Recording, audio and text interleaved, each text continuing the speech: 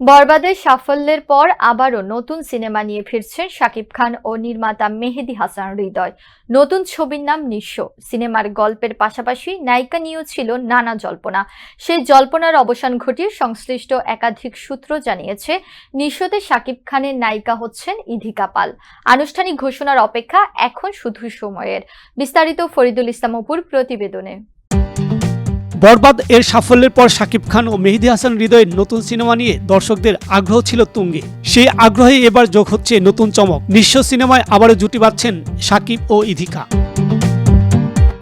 আগামী বছরের ঈদ উল ফিতরকে লক্ষ্য করে নির্মিত হচ্ছে সিনেমাটি। শুরুতে নাম নিয়েছিল নানা আলোচনা, তবে শেষ পর্যন্ত নিঃস্ব নামেই তৈরি হচ্ছে ছবিটি।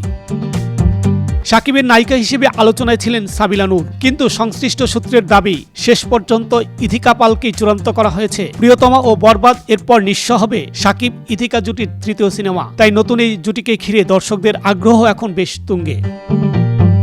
অ্যাকশনধর্মী গল্পে নির্মিত হবে নিঃস্ব। সবকিছু ঠিক থাকলে অক্টোবরের শেষ সপ্তাহে শুরু হবে শুটিং। এরই মধ্যে চলছে প্রস্তুতি, আর সপ্তাহ খানেকের মধ্যেই টিজার প্রকাশের মাধ্যমে সিনেমাটির আনুষ্ঠানিক ঘোষণা আসতে পারে। টিজারেই মিলবে নিঃস্ব এর প্রথম ঝলক। আগামী বছরের ঈদ উল ফিতরকে লক্ষ্য করে নির্মিতব্য সিনেমাটিতে তৃতীয়বারের মতো জুটি বাঁধছেন শাকিব খান ও ইধিকা পাল। ফরিদুল ইসলাম অপু, আনন্দ টিভি, ঢাকা।